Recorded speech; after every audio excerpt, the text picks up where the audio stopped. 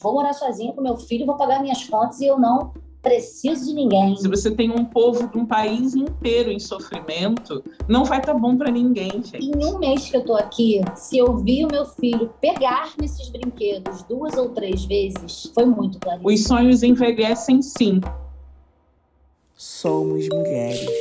Somos mulheres. Somos mulheres. Somos mulheres. Somos mulheres. Somos mulheres. Somos mulheres. Somos rio. Somos rito. Somos riso. Somos caminho. Somos sorte. Somos vida. Somos morte. Rito de passagem. Companhia para as travessias da alma.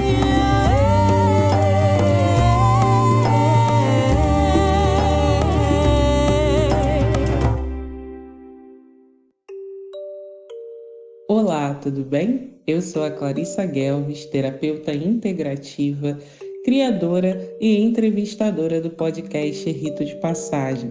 É uma alegria ter você aqui comigo para essa caminhada. A cada 15 dias eu recebo uma nova convidada. Hoje nós teremos alguém muito especial para contar sua história e seus ritos de passagem. Fique por perto, é muito bom ter você por aqui. Hoje a gente está aqui com essa sagitariana linda, filha de Poseidon, dona de uma voz potente, que é mãe, que é mulher, que tem um trabalho incrível que vocês vão poder conhecer ao longo da nossa conversa também. E é uma fonte de inspiração, daquelas pessoas que quando eu preciso de ajuda, eu corro para pedir um colo, para pedir uma rezada, para pedir um rezo, porque toda bruxa tem seu clã, e ela certamente faz parte do meu clã. Então, Bianca Amadeu, seja bem-vinda e que você possa se apresentar aqui no nosso rito de passagem. Que delícia estar aqui. Estava aguardando por esse momento da gente fazer essa troca, de contar essa história, né? Então, eu sou Bianca Amadeu, eu sou terapeuta, professora da técnica de grades de cristal. Ao longo dessa jornada aí eu fui virando também professora de conchas, desenvolvendo todo um trabalho terapêutico não só com os cristais, como também com os elementos, mas principalmente os elementos do mar. Me apaixonei completamente por essa energia que eu já trabalhava com ela, mas não com tanta força como aconteceu nos últimos anos. E de lá para cá eu também criei a minha própria mesa intraoceânica. Então, eu também atendo com a minha mesa intraoceânica, criada por mim, com todas as conexões com o mar, com Lemúria, com Atlantes. E sou aprendiz eterna da vida. Estamos sempre aprendendo. Quanto mais ensino, quanto mais tenho a chance de ensinar, eu aprendo tanto com os meus alunos também, com as minhas alunas. Essa rede foi se formando muito mais forte depois que eu virei professora. Foi ficando muito, muito forte essa conexão com mulheres. Então, hoje também me intitulo uma grande incentivadora de mulheres a crescerem, a confiarem nas suas capacidades, nos seus potenciais e realizarem. Não tem coisa que me deixa mais feliz do que ver uma mulher dizer: fiz teu curso e estou atendendo, fiz teu curso e estou criando grades, e estou desenvolvendo o trabalho, né? Então, isso para mim é muito recompensador, ver as mulheres se tornando realmente independentes por confiarem em si mesmas, né? Para quem não conhece as grades de cristal são composições harmoniosas que unem os princípios da geometria sagrada, com conchas, com cristais, com sementes, tudo que é da natureza a gente pode usar numa grade de cristal. E esse desenho formado nessa geometria, ele emana uma intenção, ele emana uma vibração. Então, quando a gente cria uma grade de cristal, a gente está, quantas vezes, desenhando novos destinos, novas possibilidades, desenhando curas e desenhando histórias. Então, é um trabalho que eu amo muito e por isso que me tornei professora dele. Essa é um pouquinho aí da minha história de trabalho que eu faço, que eu amo fazer. Eu sou aluna mentorada e amiga de cafezinho virtual de Bianca. Então, eu me sinto triplamente abençoada. E estar na presença de Bianca, assim, para mim, a gente foi, durante a pandemia, ela trouxe uma nova mentoria, que eu entrei de cabeça porque amo o trabalho dela. Bianca me atende com grades há muito tempo já, e atualmente isso foi despertando meu interesse. Então, é também uma medicina da minha maleta, comigo virou a trama elemental, mas estar na presença da Bianca é uma autorização para que a gente acesse o nosso potencial espiritual e para que a gente viva essa verdade sem medo do que vão pensar, do que vão falar, num nível de comprei uma adaga de selenita branca, que vocês não estão vendo, mas eu estou mostrando aqui. Então, é esse nível de bruxaria. Eu lembro que quando eu fazia a mentoria com a Bianca, eu ligava para a Michelle, que foi a convidada anterior, e falava assim, Michelle, eu estou em Hogwarts. E de manhã eu fazia um curso de psicologia e à noite eu ia para a mentoria da Bianca. Então, era assim, eu saio da academia e entro em Hogwarts, está uma loucura a minha vida. E a Bia, ela traz esse nível de autorização para a gente. Eu sinto que o trabalho que eu tinha, que era muito mais íntimo dos rituais, dos meus processos internos, ele ganhou muito mais força a partir do momento que a Bianca chegou na minha vida, em momentos de perrengue, de tretas, e depois construindo esse lugar de não precisa ser pelo perrengue, pela treta, o que a gente pode fazer para manutenção da saúde.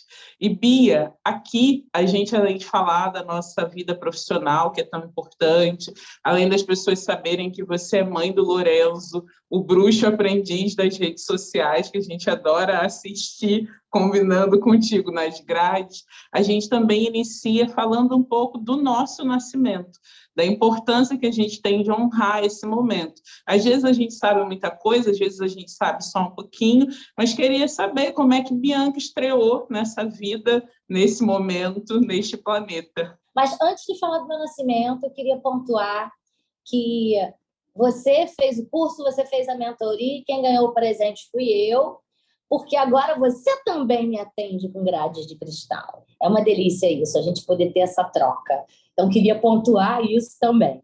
O meu nascimento foi no dia 22 de novembro de 1979. Mamãe estava com aquele barrigão enorme. Ela tentou que fosse um parto normal. Ficou ali até o fim, esperando a minha hora de nascer. Quando começaram as contrações bem doídas, ela foi para o hospital na época, mas ela não teve abertura, não teve passagem. Então, ela acabou indo para a cesárea. Deu tudo certo na cesárea, eu nasci às 7h30 da noite, era horário de verão, estava bem quente, bem calor. E eu nasci uma bebezinha, gordinha, gostosa, a coisa mais linda, delícia da vida. A mamãe e o papai estavam lá, família por parte de mãe, que é muito próxima até hoje. E além de ser a primogênita da minha mãe e do meu pai, eu sou a primogênita de toda essa família por parte de mãe. A próxima criança que veio para essa família foi depois de 7 anos. Então, fui muito mimada, abraçada. Tenho muito a agradecer pela minha família. Eu sei que a gente carrega tantos desafios com o nosso sistema familiar. Se tem uma coisa que eu sou tão grata e que eu sei que eu tive um tanto quanto de sorte, foi de ter nascido nessa família que eu tenho certeza que eu escolhi a dedo. E eu achei muito interessante você trazer que você ficou 7 anos sozinha, porque eu não sou a primeira, estou longe de ser a primeira dentro da minha família, mas a diferença é de 7 anos antes e 7 anos depois, entre eu e meus primos que vieram antes e as crianças que vieram depois. Então, essa coisa dos setênios sempre acaba aparecendo de forma muito marcada para as bruxinhas. É muito interessante isso, assim, eu acho. Quanto mais a gente vai conversando aqui, mais eu vou pegando esses elementos, e isso tem sido uma conversa assim, bem bacana. E, Bianca, a gente dá um salto nessa história, porque saber como a gente chegou ao mundo, a nossa forma de estou aqui, mas dentro desse processo de pandemia, nós todos vivemos mortes e renascimentos, algumas literais, outras simbólicas, e muita gente precisou fazer mudanças gigantescas. E eu venho te acompanhando já há algum tempo e a gente vem conversando sobre isso, o quanto eu mudei de casa, um monte de gente teve que mudar de casa, mudar de cidade, mudar de país, por conta da realidade que se apresentou a partir da pandemia. As pessoas veem isso de um jeito de mas não deu certo, mas não funcionou, quando é simplesmente um ciclo que se encerra para que o outro possa começar. Então, eu estou fazendo essa introduçãozinha para a gente já ter o nosso gancho de falar sobre o rito que você vai apresentar hoje. E eu sinto que essa situação do nascimento também tem aí um espelhamento com o que te aconteceu, que é esperar até a hora necessária, mas aceitar ajuda também para fazer o movimento, não preciso fazer sozinha. Então, estou doida para que você conte essa história. Pode começar. Então, Clara, quero muito começar puxando esse gancho que você falou sobre a pandemia. Né? A pandemia, a gente tem aí relatos de tantas pessoas que ou perderam pessoas muito importantes em suas vidas, pessoas que perderam tudo financeiramente, pessoas que perderam a sua saúde emocional, mental, espiritual, muita depressão, ansiedade. Graças a Deus, eu não perdi nenhum ente querido, não passei por uma perda tão braba de separação por conta do Covid em si, mas por todas as outras perdas eu passei também. E eu começo essa história no ano de 2020. Eu já tinha lançado meu primeiro curso de grades de cristal, eu já era professora, eu já tinha minha turma, estava bastante realizada nesse trabalho que eu estava fazendo e já estava sentindo o chamado de estudar as conchas. Eu já usava as conchas há muitos anos, mas algo muito pessoal. Usava conchas como, Bianca? Do mesmo jeito que se usam os cristais, trabalhando a sua energia, tanto para atendimento de marca, posicionando aquela concha no corpo do paciente, nas mesas que eu trabalhava, radiônica. Então, eu recebi esse chamado muito forte de estudar a fundo as propriedades energéticas das conchas da praia de Itaipuaçu, no Rio de Janeiro, que é um lugar que eu tenho muita conexão desde a minha infância. Meu avô morou aqui, abriu a porta para gente nessa cidade. Com o tempo, meu pai e a minha mãe compraram um terreno aqui, construíram uma casa. Eu era adolescente, eu estou com 42 anos. Então, eu sempre vim aqui, que sempre foi uma praia muito brava, mar aberto, com uma areia inacreditável, cheia de quartzos, calcitas, feldspatos, principalmente. Uma areia muito rica, uma terra muito rica, e conchas maravilhosas, muitas conchas. Então, eu comecei a fazer esse estudo, começando da biologia, fui lá para a biologia, estudar o nome do molusco que vivia naquela concha. A parte energética eu já conhecia muito, porque eu já trabalhava com ela, mas muito uma coisa só eu. Então, quando a pandemia chegou com força, eu tive tempo para fazer esse projeto nascer. Eu tive tempo de estudar, mesmo com o meu pequeno sozinha em casa, eu e Lourenço. Lourenço, na época, estava com 4 anos. Nós ficamos muito sozinhos. Nós morávamos numa cidade chamada Nova Iguaçu, no Rio de Janeiro, perto da minha mãe, da minha família por parte de mãe. Eu ficava muito sozinha no meu apartamento com ele, né? Então, ali eu fui conseguindo estudar e desenvolver e criei o curso de conchas. Junto com essa criação do curso de conchas, me veio aquela vontade muito grande de vir morar em Itaipuaçu, de vir morar perto do mar. Eu estava muito sozinha, com uma criança de 4 anos em casa, tudo online, todo o nosso contato, toda a nossa troca era online, e eu não aguentava mais ficar ali encaixotada. Eu queria muito, muito sair dessa cidade, Nova Iguaçu, que é bem distante da praia, e vir morar em Itaipuaçu, que é onde o meu pai mora, nessa casa que foi construída pelo meu pai e pela minha mãe há muitos anos atrás. A princípio, eu não estava com grana para comprar uma casa. O meu objetivo era encontrar uma casa para alugar, ou aqui, ou numa Itaipu, que é bem perto de Itaipuaçu. E eu fiz todos os movimentos que vocês puderem imaginar, bem sagitariana, fogo total. A sagitariana com ascendente em Gêmeos, né? Fogo e ar. Corri para lá, corri para cá, nada. Teve uma vez que eu cheguei a quase assinar, ir para cartório, pegar todos os documentos.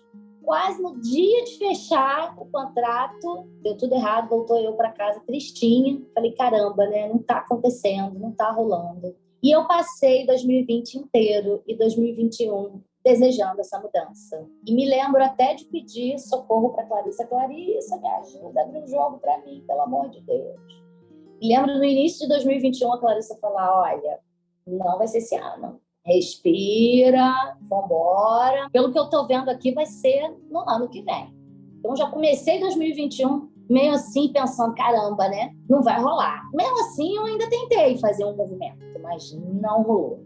Tudo bem, eu respeitei o momento do universo, fui fazendo as coisas que eu tinha que fazer, mas, ao mesmo tempo, fui também desenvolvendo outras coisas, outros trabalhos. Teve aí a mentoria, como você falou, estando também mais perto dessa família por parte de mãe, quando a gente podia se encontrar, porque na pandemia, durante os primeiros meses, a gente não podia nem se encontrar. Pessoas mais idosas, aquela coisa toda. Quando foi mais para o fim de 2021, estava sempre vindo para Itaipu, sempre indo, passar uma semana e sempre que voltava com aquele coração partido para casa. E aí, quando foi no fim do ano, meu pai, no fim de 2021, meu pai chegou para mim e disse assim, por que você não vem morar aqui? Aí eu olhei para a cara e falei, pai, como assim? Vem morar aqui, você podia vir morar comigo, já que você não está achando uma casa para você morar, não está rolando, por que você não vem morar aqui? Isso aqui é a sua casa. Aí eu, pai, como é que vai ser? Eu não tenho um quarto para eu trabalhar aqui, eu gosto de ter meu canto e tal. Tá bom, você que sabe. E fiquei nessa, né? E aí, engraçado que depois desse fim de ano, até o momento da minha tão sonhada mudança, eu fui perdendo dinheiro. Rolou uma quebra financeira que já não acontecia comigo há muito tempo. E eu fui apertando de dinheiro, Eu sei que a parte financeira foi um problema para a maioria. Eu não tinha vivenciado essa perda financeira com força. E isso aconteceu para mim no fim de 2021. Começou a apertar muito. Perto do aniversário do meu filho, de 6 anos, eu ia fazer uma festinha para ele, bem simples para a família. E fui no mercado. Quando cheguei no mercado para comprar tomates para fazer o cachorro-quente da festa, eu paguei R$24 em 2 quilos de tomate. Aquilo, para mim, foi a minha ficha caiu ali. R$24, 2 quilos de tomate. Oi? Ali eu percebi, o nosso dinheiro mudou. Estou falando de Brasil. Ali eu entendi que eu estava lutando contra uma coisa que estava muito maior do que eu. Não era só a minha realidade. Se eu, que ainda tinha alguma condição, estava com dificuldade para pagar R$24 em 2 quilos de tomate, imagina as pessoas com uma situação bem mais complicada do que a minha. Como que estava essa comunidade, né, em volta de mim? E a minha ficha caiu. Ali eu falei assim, eu preciso mudar alguma coisa. Além da questão financeira, eu comecei a atravessar uns períodos de ansiedade muito pesados, intercalados aí com uma depressão. O que acontecia? Eu trabalhava para pagar boletos. Chegava no fim de semana, eu estava dentro de um apartamento sozinha com o Lourenço, claro, que tinha minha mãe, tem a família e tudo mais. Mas qual era a diversão? Shopping. Porque Nova Iguaçu não é uma cidade que tem praças, além do perigo. Shopping era do lado da minha do antigo lugar onde eu morava. Se eu fosse a pé, dava 10 minutos caminhando. Eu não podia ir a pé, eu tinha que ir de Uber, por conta do perigo. Então, eu comecei a questionar aquela vida, sabe? Aquela vida que lá atrás, quando eu resolvi alugar aquele apartamento e morar sozinha com meu filho tinha 2 anos quando eu tomei essa decisão, era um lugar de uma Bianca muito empoderada. Vou morar sozinha com meu filho, vou pagar minhas contas e eu não preciso de ninguém. E eu vou mostrar para todo mundo que eu posso fazer isso. E eu comecei a questionar esse lugar. E era tão importante para mim mostrar que eu podia, mostrar para mim mesma e para as pessoas que eu podia, né? Nossa, você mora nesse apartamento grande, nossa, fruto do meu trabalho, do meu esforço. Só que aquilo tudo começou a não me preencher mais. Que eu olhava para aquele apartamento, eu olhava para as condições em que eu vivia, o dinheiro que eu gastava para viver ali, e eu estava adoecida, entristecida em muitos pontos, isolada, e foi quando eu cheguei e abri pro meu pai. Eu falei, pai, eu não tô feliz do jeito que eu tô ficando doente, eu preciso realmente tomar uma decisão na minha vida, por tudo, pelo meu filho também. E foi quando meu pai falou, Bianca, vem-se embora para cá, que a gente vai construir um quarto para você trabalhar aqui nessa casa. E eu falei, pai, mas eu tô tão dura, como é que a gente vai pagar essa obra? A gente vai dar um jeito, eu te ajudo. Vamos construir esse quarto aqui na nossa casa, que você fica com o seu espaço para trabalhar, vocês não vão ver, óbvio que vocês não vão ver, mas é exatamente o quarto onde eu estou agora. E eu disse, caramba, mas como que a gente vai fazer isso? Ele falou assim, a gente vai fazer esse quarto um mês, Bianca, 1 mês e meio no máximo. Eu falei, é muito rápido, pai. Será que vai conseguir? A gente vai conseguir. E assim foi, Clarissa. Tem uma frase que um amigo meu falava, que não sai nunca da minha cabeça, que ele dizia assim, o que há de ser tem muita força. É interessante porque o tempo todo que eu estou te ouvindo, essa frase está gritando aqui. O que tem de ser tem muita força, o que há de ser tem muita força. E ao mesmo tempo que tem muita força, tem também o tempo para aquilo amadurecer.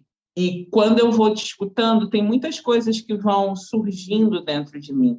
O primeiro ponto, que a gente não pode deixar de falar, mesmo que essa conversa seja uma conversa muito mais voltada para a espiritualidade, são coisas que não estão desassociadas, é o quanto a estrutura de um governo define o que acontece diante de uma crise. E quando a gente fala energeticamente, se você tem um povo de um país inteiro em sofrimento, não vai estar bom para ninguém, gente.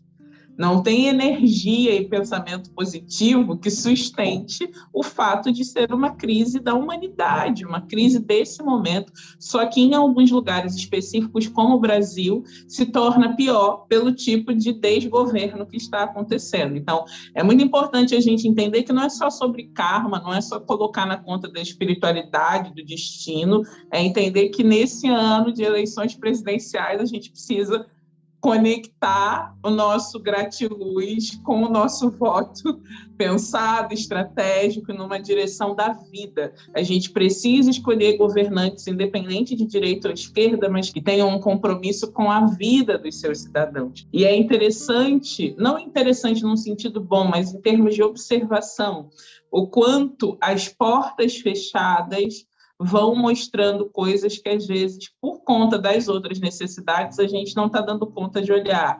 O dinheiro que a gente começa a perder, a saúde mental que começa a esvair, a questão de eu não acho uma casa, eu não acho uma escola para o filho, nada mais está funcionando nessa realidade que eu estou vivenciando. E o que me chama a atenção na sua fala, Bianca, porque ela representa algo que coletivamente estava acontecendo para além apenas da questão política e espiritual, que é a questão ecológica.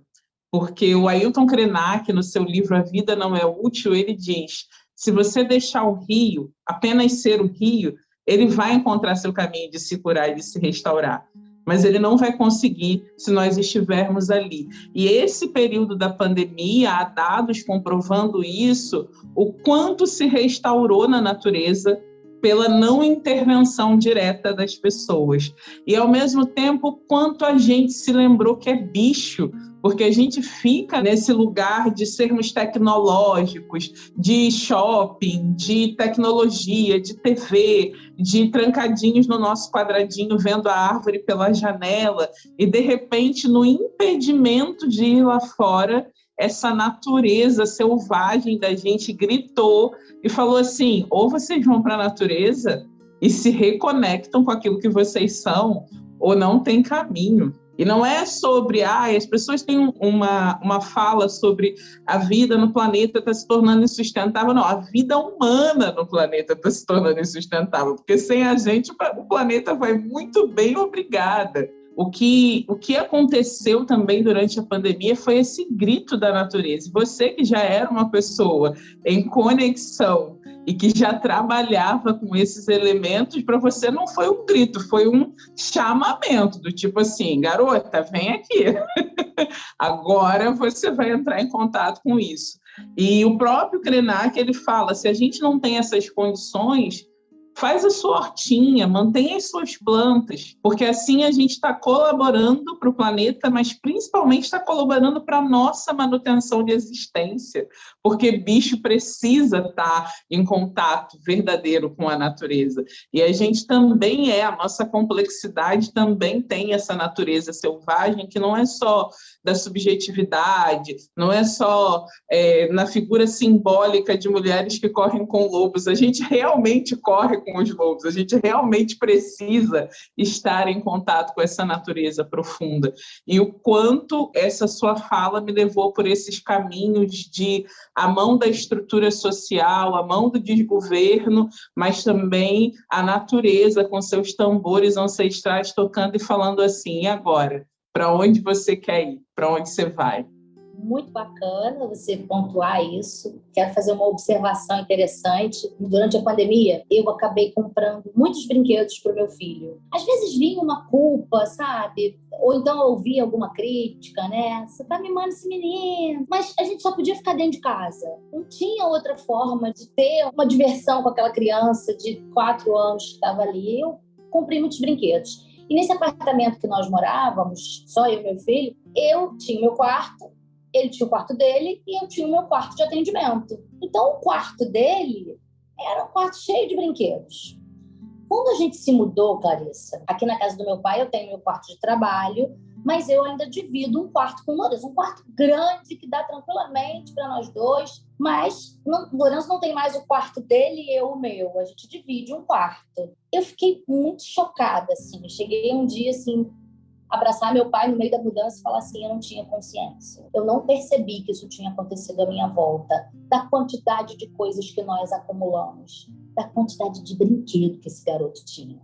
Eu cheguei assim a me sentir, sabe? Meu Deus, como eu não vi, era um quarto, Clarissa, de brinquedos. E aí ele mesmo, né? Mamãe, vamos separar o que a gente vai doar, porque a gente sempre fez isso. Mas eram tantos brinquedos que eles não couberam todos nessa casa. A gente teve que mandar uma parte para a casa da minha mãe.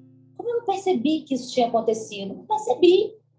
E aí, claro, a natureza, mais uma vez, em um mês que eu estou aqui, se eu vi o meu filho pegar nesses brinquedos 2 ou 3 vezes, foi muito, Clarissa. Eu comentei hoje isso com meu pai. Falei: pai, a gente não vê, o Lourenço não está brincando mais com aqueles brinquedos. Os brinquedos estão lá no armário, nas prateleiras, e ele não está. Por que ele não está brincando? Porque ele tem um quintal, ele está subindo árvore, ele ganhou uma gata, ele ganhou 2 galinhas, que o sonho dele era ter galinhas, ele ama galinhas. O avô foi lá, fez a vontade dele, comprou 2 galinhas, construíram um galinheiro. O Lourenço acorda, escova o dente, não toma nem café, já vai embora pro quintal na hora. Eu só vou ver o Lourenço depois, da hora que ele sente fome, vamos tomar café. Isso está sendo muito interessante de observar. O quanto esses brinquedos parece que não estão mais sendo tão necessários, né? Eles foram necessários naquele momento e agora, com essa reconexão com a natureza, é onde eu observo que realmente era isso que faltava para que a coisa se transformasse. E tem uma coisa especial quando você fala sobre os brinquedos, porque é exatamente o resumo do que você acabou de falar sobre os sonhos que funcionaram para Bianca, que foi morar naquele apartamento, os brinquedos, as conquistas, né? O brinquedo de gente grande, né? Porque a casa da gente é um brinquedo de gente grande, brinquedo de adulto. E aquilo fazia todo sentido para aquela Bianca, e certamente até mesmo dentro do seu sistema familiar era um passo importante em termos de a prosperidade aqui, nós conseguimos e podemos fazer esse movimento. A gente sabe a que custos uma pessoa banca o seu próprio apartamento no Rio de Janeiro, independente da cidade. O Rio de Janeiro é surreal em termos de preço, e tem um lado nosso que se prova quando a gente está nesse momento e consegue dar esse passo. Isso é muito importante, é muito digno, mas chega uma hora que é o momento em que o ciclo vai se fechando, que isso começa a esvaziar, exatamente para que a gente possa abrir espaço. Uma coisa que eu gosto muito de conversar com as minhas clientes é trazer a simbologia da escada. Se eu já avancei, mas eu me recuso a sair do meu degrau, Eu estou atravancando o caminho de quem precisa agora ir para aquele apartamento em Nova Iguaçu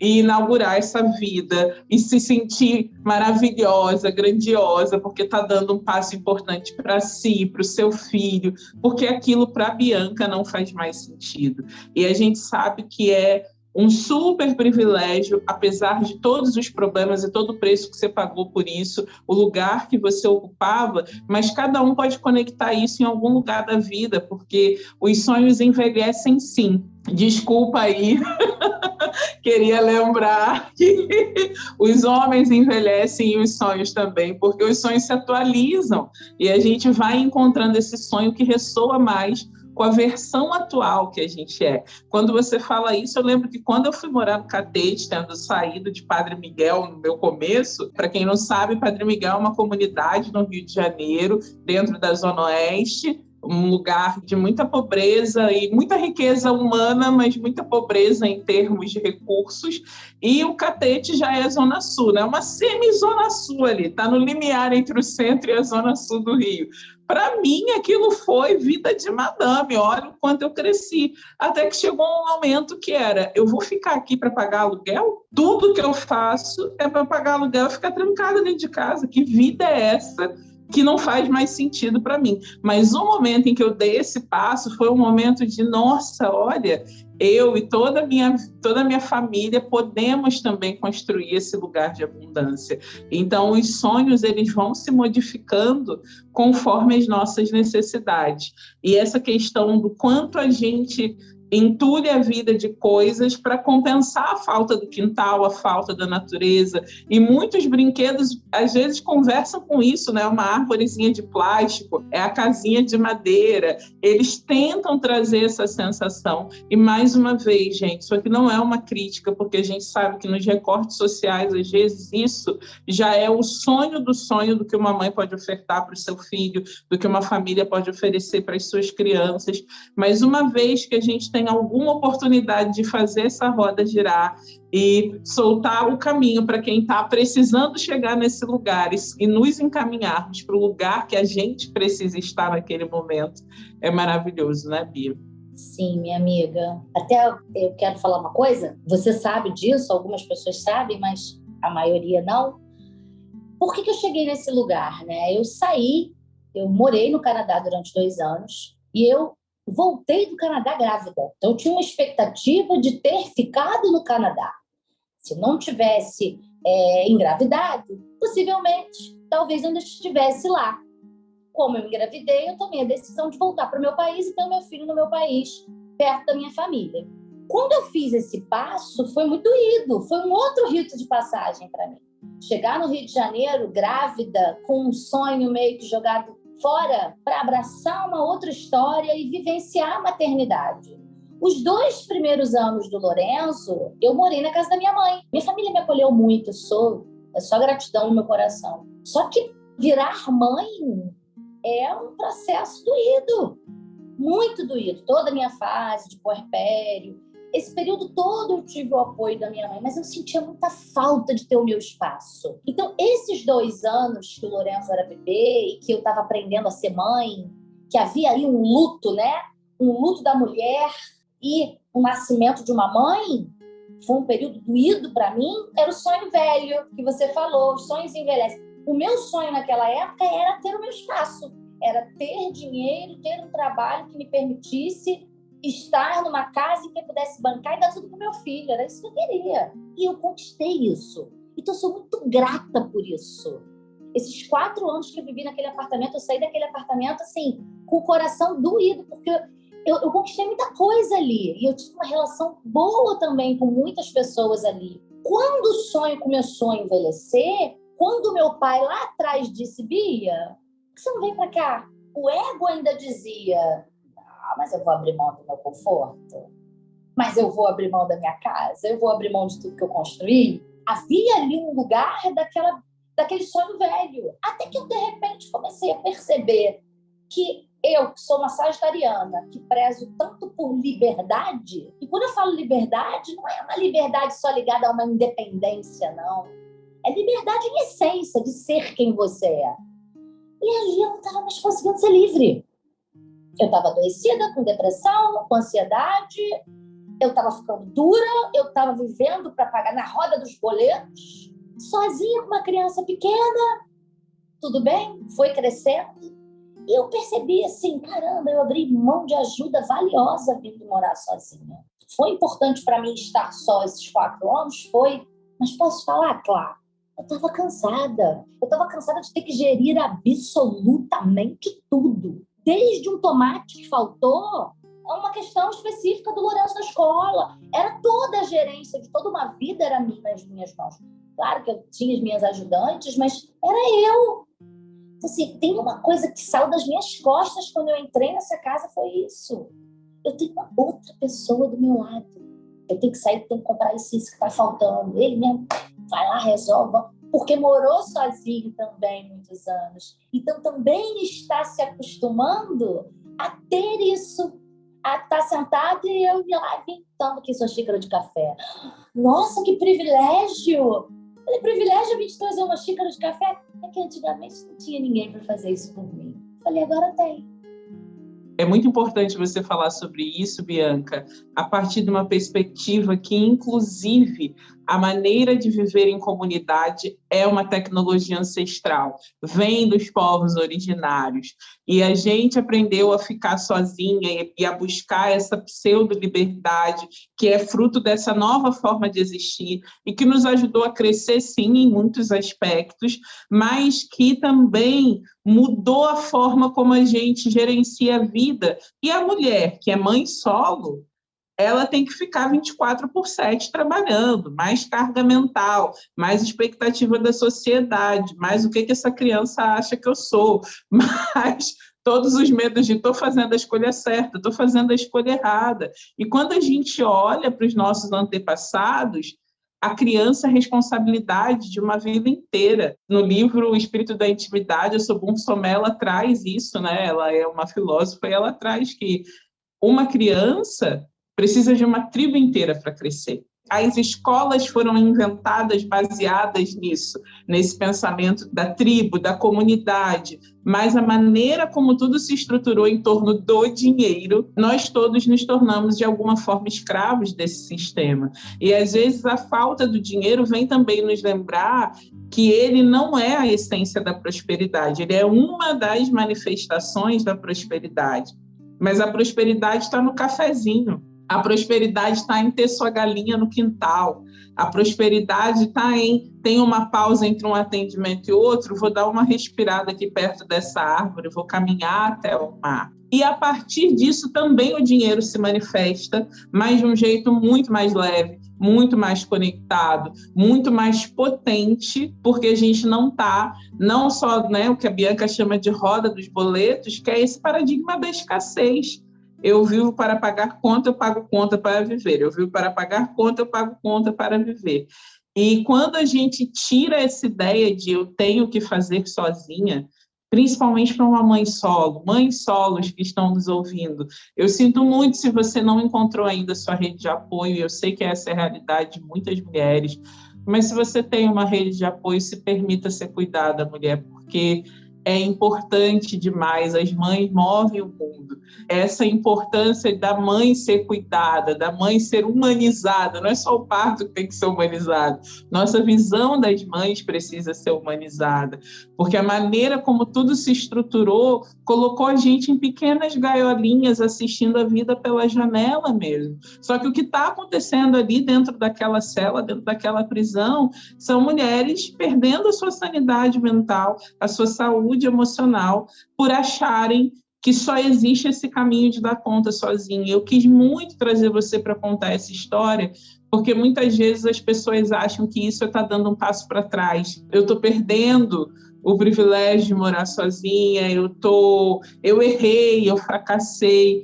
E essas são as armadilhas do ego, Porque tá tudo bem a gente pedir ajuda, tá tudo bem o pai construir o galinheiro, tá tudo bem você não ter que ser a pessoa que dá conta de tudo, seja com seu pai, com seus parceiros, com uma amiga que você vai morar junto. A Michelle veio aqui e trouxe a coisa dela ter ido morar com amigas, com a filhinha dela. Então, cada uma vai construir a sua rede, vai encontrar as suas pessoas para fazerem essa travessia. Mas, diante de tudo que a gente viveu, mais uma vez convocando a Ailton Krenak, também Catiúcia Ribeiro, que fala muito sobre isso, é lembrar que o futuro é ancestral, porque é voltando para essas raízes que você estava falando, Bianca, que a gente acha forças para se reconstruir. Porque o que a pandemia também nos mostrou é que esse ciclo deste tipo de vida foi um sonho de muitas pessoas, funcionou para a humanidade durante algum tempo, mas está chegando ao fim, não está funcionando mais. Então está na hora da gente se desapegar de que tal uma vida que caiba em 2 malas e a gente construir outras coisas juntos, se isso for uma possibilidade para você. Deixar os sonhos que não fazem mais sentido ruírem, para que outras coisas possam surgir, porque a nossa nova versão pode surgir, é muito importante. Eu tenho um super orgulho de ter acompanhado todo o seu processo, inclusive porque, enquanto oraculista, a gente sempre quer dar a boa notícia. E a pessoa, não, eu quero me mudar hoje, aí você fala, mas vai ser ano que vem. É difícil também para a gente, em termos de acompanhar, mas ver tudo que você fez, tudo que você se reconstruiu, o tempo que você precisou para começar a perceber, se cuidar, e aonde isso te levou agora, porque, assim, quem segue a Bianca, no final a gente vai trazer aqui o @ de todo mundo, já viu um pouquinho desse quarto de atendimento, e tem um brilho no olho dessa mulher que não existia em Nova Iguaçu, que reapareceu, né, Bianca? Sim, minha amiga, que reapareceu total. Bom, e a bruxa estava certa, né? A bruxa falou que eu ia me mudar no início de 2022 e no dia 31 de março eu estava entrando nessa casa, com a minha mudança toda nas costas, né? Tem uma coisa que você falou lá atrás que eu queria puxar o gancho para falar sobre isso. Você estava falando sobre as portas fechadas, aquela coisa que eu buscava um apartamento, buscava um lugar e não era aquilo, porque, no fundo, precisava de haver uma reconexão com essas raízes. E eu queria pontuar uma coisa, gente, as portas fechadas, os nãos do universo, na verdade, eles vão mostrando pra gente o caminho. Nada tá dando certo para mim, as portas estão fechadas, as coisas não estão acontecendo. Gente, portas fechadas mostram o caminho, não é por aqui, é por outro lugar. E às vezes existe um gap entre o que é então? Cadê a resposta? Eu quero a resposta. Tem um tempo para essa resposta se maturar. No meu caso, o universo até tentou. Papai cutucou, não quer vir morar aqui, não. Achei, é a vontade do meu pai de ter a filha e o neto perto dele. Imagina se no dia disso vai dar certo. O universo ainda me cutucou várias vezes, mas eu não estava pronta para entender e para aceitar e para perceber que isso realmente me traria felicidade, que isso realmente eu não acreditava, eu não via. Então, se eu não estava pronta para a resposta, como é que eu podia ficar batendo o pé e reclamando com o universo que a minha mudança não estava acontecendo? Por conta disso tudo, e a gente estava até falando de dinheiro também, então foi importante, sim, eu ficar mais apertada de grana, porque o que aconteceu? Mudou a minha visão. Antigamente, eu entraria no mercado, pagaria R$23 no tomate, não ia não ia me dar conta disso. Então, ali foi onde eu dei o passo. Não foi um passo fácil, afinal, ficou a minha mãe, a avó do Lorenzo, minha mãe ficou em Nova Iguaçu, a família por parte de mãe, que sentiu a nossa vinda. Mas é o que eu digo, já morei com a minha mãe, agora está na hora de eu morar com meu pai. Agora está na hora de eu ficar um pouco perto da praia, de trazer o Lorenzo um pouco para essa nova vida, um pouco mais muito orgânica. Então, a história é essa, gente. Assim, não tem nenhum milagre, nada muito sensacional, mas eu acho que o que é sensacional para mim foi perceber que eu me aprontei para essa vida que eu queria, mais conectada com a natureza, de poder estar mais perto do meu pai, que é uma pessoa que eu amo, de poder dar ao meu filho esse contato masculino no dia a dia, porque ele não tinha. No fim das contas, vir para cá preencheu muitos buracos, muitos vazios esses que eram cruciais, porque estavam fazendo muito mal a mim e, em contrapartida, também para o meu filho. Então, queria pontuar isso, a gente confiar um pouco mais na jornada. O ego, muitas vezes, ele embota a gente. Bianca, mas você nunca mais vai voltar a morar? Gente, pode ser que mude. Eu estou mais um tempo aqui, eu quero ficar aqui. Quem garante que, de repente, um dia eu não vou comprar minha casa? A vida é isso, gente, é cíclico. Você vai ficar aqui na casa do seu pai para sempre? Gente, quem sabe de tudo é Deus. Deus e a deusa, quem sou eu? Então, é importante entender que daqui a não sei quanto tempo, o meu sonho muito possivelmente vai mudar. Vai ser um outro sonho, de uma outra Bianca, de uma Bianca mais madura, de um Lorenzo mais crescido. E certamente de uma Bianca mais descansada, porque né, as mães merecem o descanso. Eu postulo o descanso materno sempre que possível. Quando uma mãe fala para mim, ai, Clá, estou me sentindo tão acolhida, tão tranquila, mais segura, está feita, sabe? A minha parte está feita, porque é isso que a gente precisa. A terra também é mãe. E a terra também precisa estar acolhida, estar segura, estar sendo cuidada. Há muito tempo eu assisti um documentário chamado Ensaiei, e um dos mestres que faz parte, ele diz: a forma como a gente se relaciona com a terra é a forma como a gente se relaciona com as mulheres dessa terra. Porque a terra é a manifestação do feminino. Mesmo estando na companhia do pai, você também foi lá para honrar a mãe. Mesmo que a mãe física não esteja ali, a mãe biológica não esteja ali, a mãe está ali te abraçando de uma forma, né? E esse equilíbrio pode acontecer com a figura paterna e a figura da natureza, e esse contato dessa criança que pode levantar e cuidar das galinhas. Essa cena não sai da minha cabeça agora. Uma cena tão rica, tão potente, tão simples, quando existe essa possibilidade dela acontecer. E Bia, para a gente ir se encaminhando para o fechamento, o que você considera que foram os seus principais recursos para essa travessia e quais foram os maiores desafios, assim, de uma forma mais resumidinha? Bom, recursos para essa travessia, a nossa rede de apoio. Você foi muito importante em toda essa travessia, em todo esse momento de entender o que é o que, de aceitar que, bom, esse sonho é um sonho agora, mas amanhã pode ser que ele não seja, e tá tudo bem. Então, eu tive e tenho, graças a Deus, mulheres, homens, amigos, amigas, terapeutas, que estiveram, assim, como braço forte. E mesmo quando tudo estava tão escuro, porque chegou uma hora nesses processos que a gente não vê nada. E aí, Bianca, como é que está a história da mudança? Pergunta para Deus. Não tenho a menor ideia, estou esperando.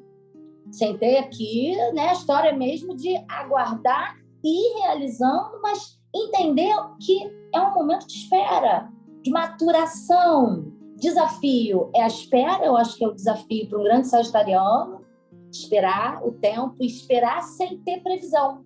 É uma espera com confiança, é uma espera com fé, que isso a gente só aprende a desenvolver no perrengue. Isso foi um grande desafio e, ao mesmo tempo, um aprendizado. E eu cheguei a ouvir muita coisa, né? Essa mudança vai ser muito boa para você e para o seu filho. Será que vai ser tão boa para ele? Então, assim, por mais que a gente... E eu sou muito livre, prezo muito a minha liberdade. A gente se importa, assim, com o que as pessoas que a gente ama pensam, né, e vão dizer. Então, isso para mim foi bem desafiador. Esse lugar de saber receber críticas ou receios das pessoas que eu sei que me amavam, mas que iam me ferir com alguns comentários e que eu ia ter que saber filtrar isso e rebolar para lidar com isso. Porque eu disse, olha, eu também tenho que dar um voto de confiança para a vida. Eu só vou saber se eu for. A questão financeira, como tinha diminuído, a Bianca não estava mais com tanto dinheiro como ela tinha antes. E isso é um problema, mas isso virou um ponto perfeito também. Se você entende, para as pessoas ficou como sendo também uma desculpa muito aceitável. Supostamente seria horrível e, de repente, não, ela está tomando uma decisão racional. Aos poucos, você vai vendo que a vida, ela está te levando para um lugar que você tem que estar mesmo, pelo menos naquele momento, seja bom, seja ruim, nem todo mundo está vivendo ainda o melhor das maravilhas, mas eu tomei uma decisão de viver com mais simplicidade e eu acho que eu acabei ficando mais rica. É meio isso, minha flor. Ai, que história maravilhosa, que companhia incrível. E para fechar, eu quero só trazer de novo a força dos vazios. Eles são muito difíceis de serem encarados, de serem atravessados, mas é no espaço vazio que a gente consegue colocar novas experiências, porque onde está cheio não cabe mais nada. Então, que a gente possa atravessar nossos vazios com a companhia de pessoas que nos amam, que às vezes vão criticar sim aquilo que a gente está fazendo, porque cada um tem um parâmetro, e que a gente entenda que às vezes, né, Rebeca Letéia trouxe essa medicina e eu partilho aqui, às vezes a gente honra as pessoas que a gente ama fazendo exatamente o contrário do que elas estão nos pedindo. É sobre dosar rebeldia com o agradecimento. As duas coisas caminham de mãos dadas para que a gente possa crescer. E eu não vou lembrar a poesia inteira agora, mas o Paulo Freire, ele tem uma das poesias que eu mais amo, e ela começa dizendo: eu não esperarei num tempo de espera vã. As nossas esperas, elas podem ser esperas profundas, cheias, bonitas, e pode ser muito difícil a gente aprender a esperar num mundo onde tudo virtualmente está na palma da sua mão. Mas a terra tem o tempo dela. A Mãe Terra nos ensina que tem o tempo de colher, tem o tempo de plantar, tem o tempo de esperar essa semente rebentar e trazer seu potencial de ser uma floresta inteira. Então, que os nossos vazios e as nossas esperas sejam cheios de significados e sejam cercados pela ajuda daqueles que nos apoiam, como é para mim a beleza de ter a amizade de Bianca e saber que ela me apoia, e saber que eu também estou disponível tanto para os vazios, quanto para as esperas, quanto para as celebrações da vida nova. Então, feliz vida nova, minha amiga, estou muito orgulhosa de todo o seu movimento, sua coragem, como sempre, é inspiradora, e te ouvir hoje me fez dar conta, é claro que sagitarianos trazem isso na sua essência, quão boa contadora de histórias você é, quão gostoso é te ouvir falando das coisas que são importantes para você, isso é apaixonante. Obrigada pela companhia. Ah, minha amiga, muito obrigada por estar aqui, por essa troca, eu estava super esperando a hora, ansiosa com a coisa toda da mudança, doida para a gente fazer esse podcast, para estar com você aqui nesse projeto, que é incrível, que conta a história mesmo, muitas histórias, que ouvindo as histórias a gente vai aprendendo e se vendo. Eu, particularmente, eu tenho muito mais facilidade em ouvir do que ver vídeos. Eu adoro ouvir. Eu gosto do vídeo, mas eu gosto muito mais de não precisar estar olhando para uma tela, de botar um fone aqui no meu ouvido, poder olhar um horizonte, poder te ouvir olhando lá o horizonte, conectando com uma coisa que eu amo e ali, ó, só no ouvido. Então, adoro essa ideia desse podcast, te desejo muito sucesso, muita expansão de aprendizado, de conhecimento, de inspiração, de esperança, de fé, de força para todos e todas que vão ouvir a nossa história e muitas outras que ainda virão. Axé para ti e Deus abençoe, a Deus abençoe sempre a nossa amizade e o seu trabalho maravilhoso. Eu tenho um agradecimento especial a fazer a Bianca, porque ela me mandou o print da tela com o aviso de que o podcast estava no ar, porque ela foi a primeira pessoa a ativar o sininho, a ativar os lembretes do podcast. Então, sempre que ela acorda e vê que tem um novo episódio, ela printa a tela, manda para mim, você já chegou aqui. Então, isso aqui é um agradecimento e um lembrete para você também colocar lá na sua plataforma preferida o aviso de que o nosso podcast está no ar, mas são pequenos gestos que são os rituais da amizade, do cuidado, da presença e essa conexão, e aí sim um lugar onde a gente pode olhar para as tecnologias como ferramentas para nos ajudar a nos conectar e não para nos isolar, e que a gente possa utilizar essas ferramentas dessa forma e ativar as nossas vidas em comunidade de forma cada vez mais profunda. Bianca, mais uma vez, obrigada, especialmente por esse presente também. Gente, a gente vai ficando por aqui. Daqui 15 dias a gente se fala de novo. Muito obrigada. Muito obrigada pela sua companhia até aqui. Todo final de episódio, como você já sabe, a gente tira um tempinho para elaborar as imagens, emoções e sensações trazidas pela convidada. Então eu te convido a fechar seus olhos, respirar profundamente, sentindo o ar expandindo o seu corpo e depois soltando e relaxando.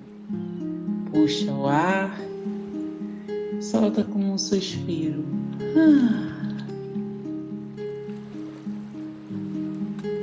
E agora começa a sentir o balanço do mar.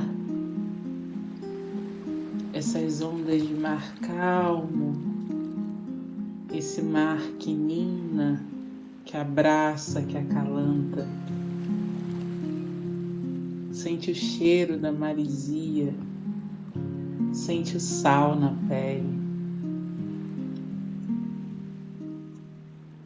Percebe que o céu tem a mesma cor dessas águas. Conecta com o que está em cima, com o que está embaixo. Conecta com o ar, com a água, com o fogo interior e com a terra que tudo sustenta nesse espaço.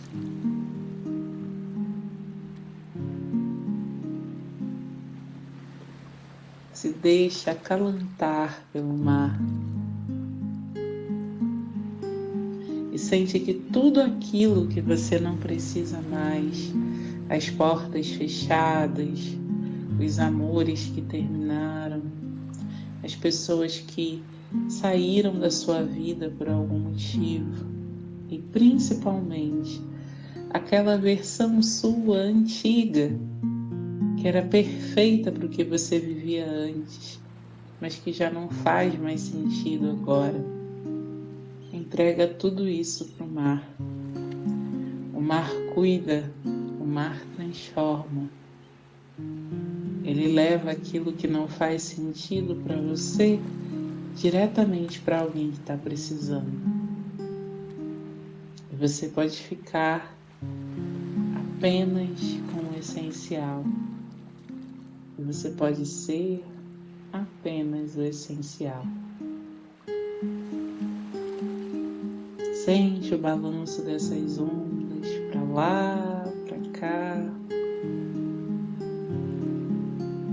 Com essa bênção do mar, vai voltando mais leve, mais inteira, mais você.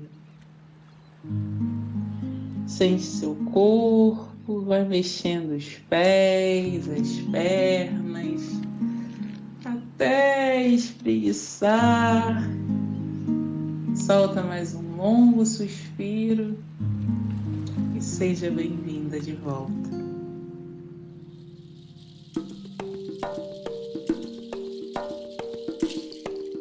Sentiu o coração vibrar com o mar de amor que Bianca Amadeu nos entregou nesse episódio? Eu também. Então vem contar, partilhar com a gente nas redes sociais, @ClarissaGuelves e @Grades de Cristal para encontrar com a Bianca. Muito obrigada pela sua companhia e nos vemos em breve.